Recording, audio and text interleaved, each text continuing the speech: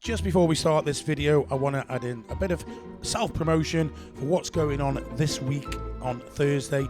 It is Halloween, which is kind of a big thing here, same in the US. And we have got parties going on in every single part, as you can see here. Guys, anyway, this video was originally in replacement in case Martin didn't show up for Sunday's show, but he's now doing it. However, the member show will now be on Thursday in A7. So hopefully see you there the same night as this Halloween. Enjoy the video. Right guys, I'm going to start this video here. I'm in my condo, the base, and I'm at the very back of the base. I don't think I've been in here for about 5 years at this back end. Basically, there's a multi-story car park at the back, and on the roof, you've got like a bit of an area here with children's slides, and also a basketball court over there. Right, now the reason why I'm here is because I've got some important information about the base. When it comes to the base, I could be the longest serving resident in here from day one. And if you know we've always had problems here. With it being, it's very popular. And with it being in central Pattaya, it gets rented out a lot, almost like an hotel most of the time. And it's a bit frustrating because technically it is illegal to do that. Of course, you can rent condos out in Thailand. I think it's 28 days because they protect, the hotels. But the base has always been rented out. I mean, you can find it daily on a Condo, on Booking.com, and nobody's ever done nothing about it. Now, what they do is they have like a committee, AGM meetings, which I was a part of, but I found it pretty pointless, to be honest with you. I know on the last meeting there was a guy who turned up, and he does every meeting, by the way. A guy turned up, and in this where they have the meeting, you get like 50 people at the most in there, but it's 1,200 units. But one guy, he has 300 votes because he's looking after many people's condos. Now, this is not illegal, by the way, because that is part of the law. So he turns up. There's no point in having a meeting because you vote, 50 people vote on something, and he just outvotes you. So it's completely pointless. And this has been going on for several years, to be honest with you. But what they've had to do is they've had to move the goalposts. Make sure it's just going dark, actually. Sunset, should I say. But what they do is they've had to move the goalposts several times. Most of these people don't live in the country, but we residents get put up with this crap all the time. I actually don't mind people staying here, should stay here, but it's just the constant daily rentals. And this has caused other things like the communal fees going up in price. Us residents think, well, why should we have to pay for that when it isn't our fault? We're not the ones using it as a business, so to speak. So what they're going to do is, if you look now, they've been adding these what we call facial recognition and fingerprint on the doors. They're telling me the second week in November. So let's just say the end of November. What they're going to do is with them, they're going to put them on the elevators as well. But the only people who are going to get access to these are owners and co-owners. For example, if you're renting it out for a month or more, then you'll get access for that. But it's only going to be mainly for the owners, and so this is going to cause quite a bit of controversy. So if you are booked in here for like a couple of days or 1 day, 2 days or a week, 3 weeks, you won't get access in here. So I would go back to whoever you're renting it from, a Condo, and speak to them, because that will happen. And you know what? So what? For those residents, we are finally, they're finally doing something about it. We are absolutely sick and tired of this. And it's been a long way. It's been a long battle over 7 years. And I know it's going to cause some issues. It's going to cause some big problems. But you know what? Just move the goalposts. When I just said nobody's been doing anything about it, that's actually not quite true.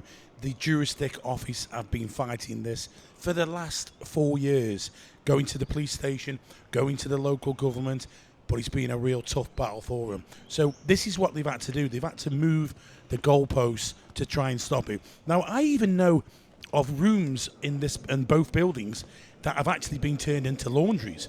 They've even taken all the furniture out and put shelving in there, laundries in there, because there's around about 300 units that are being rented out daily, which is a bit unfair on all local residents, especially when they ask us to pay more money for maintenance, and the maintenance is due to the wear and tear of these people doing this. So hopefully this now is going to sort the problem. Now, I do know there's quite a few people who've got condos here at the base who follow my channel. So if you want to go and speak to the Juris office and get yourself put on the fingerprint and the facial recognition scanner. I haven't always been quite nice with the Juris, being honest with you, because it has been frustrating at times. But I want to thank them very, very much for what they're doing and for all their efforts. Now we're going to jump to John the lawyer, and I think it's our 4th video. This one is land and property. Welcome back to Anglo Siam Legal. Now, in the last video, we spoke about marriage, divorce, and prenups. This question, my next question, kind of goes into the same thing. John, we want to talk now from the marriage. Let's go into property, land. A lot of people get into that here, and it's a minefield. Do you want to explain a bit? It is. So quite simply, as you've said, a lot of people get married here or indeed retire here and want to buy property. Obviously, foreign nationals cannot own land unless they're investing a large amount of money, 40 million plus, and they can have a small plot. But the average person cannot own land. You can own what's on top of the land, but you cannot own the land itself. So generically, it will be in a title deed in a Thai name. So we're covering land at the moment, not condominiums. So land, so you're with your partner and you want to build a house. You find a piece of land that you like. First, due diligence. What is the type of title deed? Can this be bought? Can this be sold? Can we build upon it? Is it government land? Is it agricultural land? Because if it is, you cannot do anything with that because it can be taken back by the government, the army, or the agriculture department at any time. So what we're looking for is a title deed called a chenote, which is a red Garuda, or a title deed with a green Garuda. That's the best ones, and you can pretty much do anything you want with it. That's in a Thai's name. So how do you protect your assets? Quite simply, you put agreements together, and that's where we come in. We do the due diligence, we check the title deed, we make sure there's no outstanding loans or encumbrances or liens on it. Once we're happy and we've advised you on that, we'll say, okay, are you married? If you're married, let's get a usufruct in place, which means you have rights and management of that land for your lifetime and can decide what you do with it. You can live on it, you can say who comes in, who goes out. Then you want to build a house. You build a house in your name with your planning permission, and once the house is built, you can register what we call superficies. So you've got the usufruct for the land, but the house is in your name. Land in the title deed in the Thai partner, house in yours. That's how you're protecting your asset. If you're unmarried, instead of a usufruct, we go for a lease, which is for 30 years, plus 30 years, plus 30 years. Gives you the same type of thing, but just in a different format. A new law that's came in recently is what we call sapping sith. I won't go into the complications of it. It's more expensive at the land office. It's a 2-stage process where you eventually get your own title deed in your own name. So you've got a title deed for that land and the house. You can borrow against it, raise funds against it. Funds-wise, if you're paying for capital into an investment in Thailand, if you're paying outright and you're buying the land and you're building the house, then you can put a mortgage or a loan on the title deed in your favor. That stops unwanted borrowing, selling for any reason, and if the relationship goes south, you're getting that money back. So there's lots of documents you can put into place, from memorandums of understanding, mortgages, loans, usufruct, leases, superficies, sapping sith. It all is designed to protect your investment, so if and when something goes wrong, you're protected and the courts recognize it. In Pattaya, condominiums are very popular. How can Anglo Siam Legal help with this? They are popular and there's different rules. Whilst you can't own land in Thailand as a foreign national, you can own a condominium subject to the Condominium Act and the square footage of the building itself. It is due to increase. We don't know how much, but it is due to increase. You then own that condominium, you get your blue book, and you get your title deed in your own name. How we can help is the same as with land: due diligence, sale transfers, taking you to the land office. Once it's registered to your name, getting your blue book, getting your title deeds, and setting up anything you want to do. Juristic persons cover the building. We can set you up with your bills, etc. So a one-stop service from checking out the condo, doing the due diligence, sale transfer agreements, getting it transferred, getting your documentation, getting you settled in. So John, it's in the condos, it's 49% foreigner, 51% Thai. Now, do you know, you were just saying that that percentage is going to go up. Do you know when and how much this percentage will be? The theory is to attract foreign investment. It may go up to allow foreign nationals to own up to 74% of the square footage of the building. We believe that's going to come in 2025, subject to royal approval and Royal Gazette publication. So anybody who purchases a condo here, they're bringing funds from, say, the UK or America. How can you protect them that if they want to resell it in the future, that they can prove where their funds have come from? Okay, so our commercial lawyers guide you through the process of sending the funds in. We liaise with you, the bank where you're going to send it here, the banks from the UK, for example. We make sure there's a document chain to say, I am sending money of X amount from my UK bank account into Thailand for the purpose of a condominium.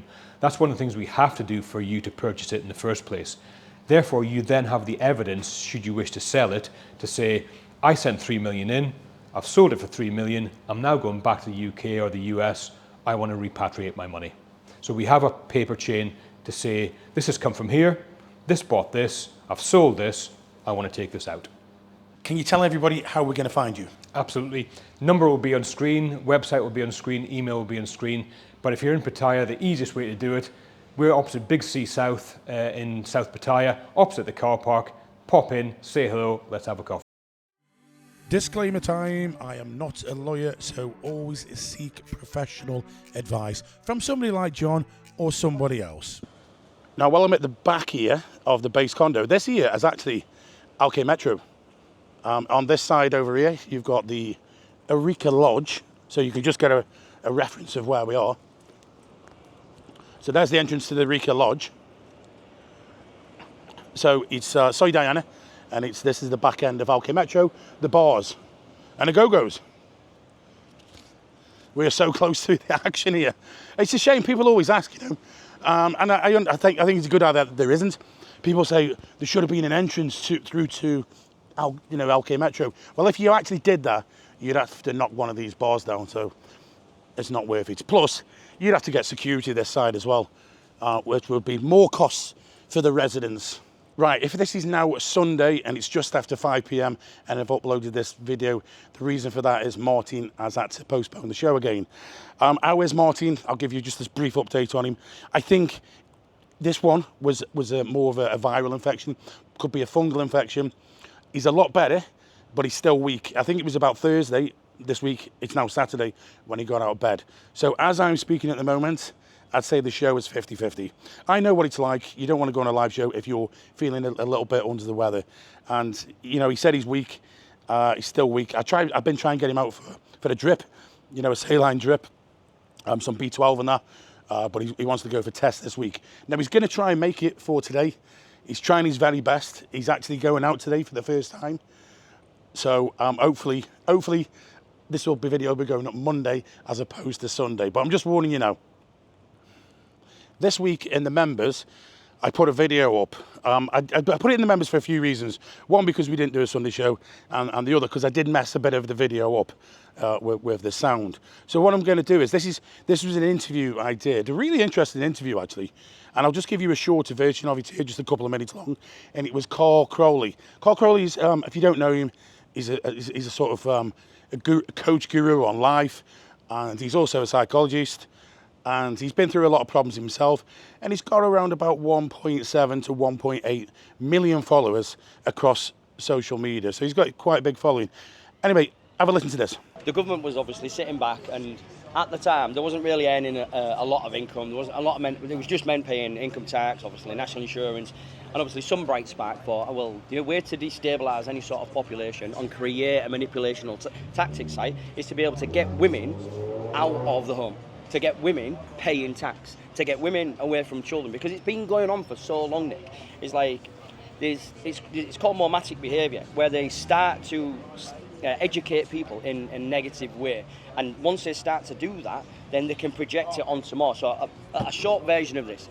If I was to create a fictional story and I was to educate you and say to you, I want to test you on this, so I want you to go away for a week, I want you to come back and I'm going to test you on it, and then if you pass it, I'll give you a qualification.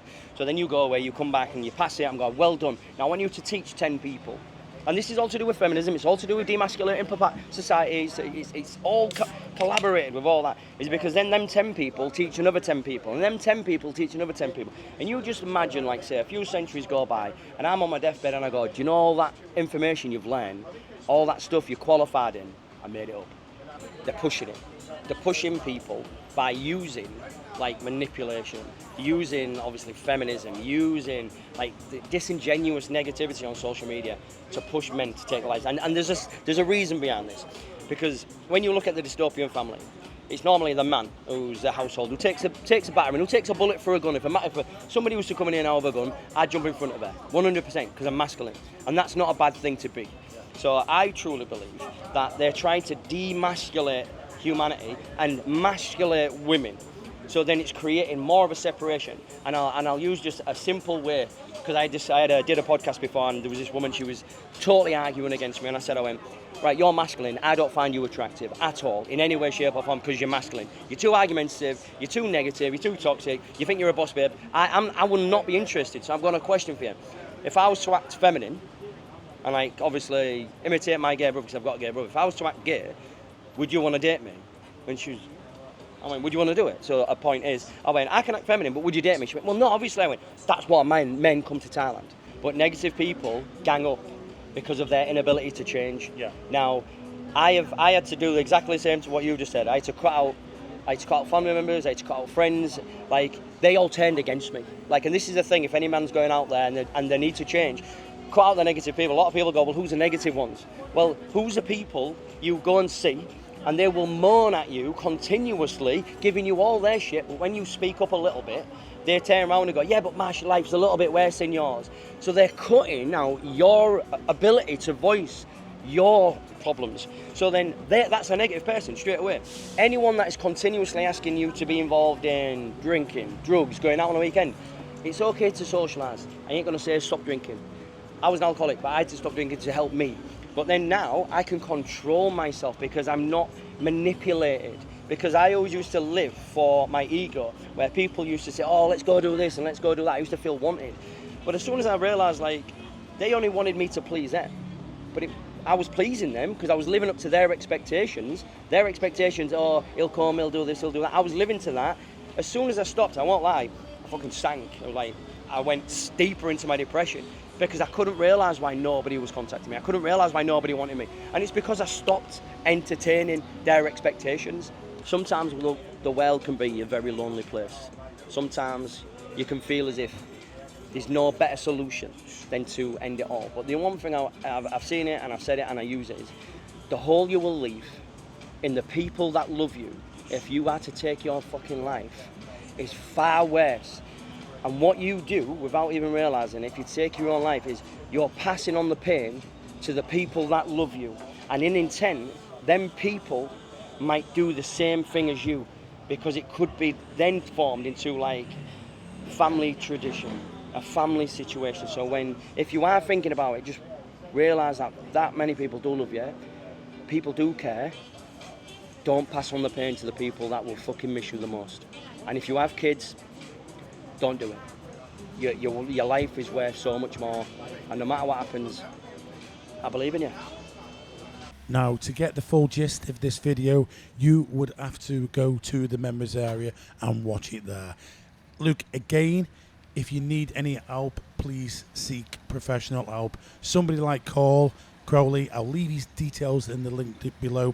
You can always contact him, and he can put you onto other professional people if he can't help you. Well, that's it, guys. A bit of a mixed video here. I've just jumbled everything together. It's Saturday. I've put this together so in case Sunday's show doesn't go ahead. But if not, it's Monday now. Anyway, guys, thank you very much for watching, and we'll catch you on the next one. Bye-bye.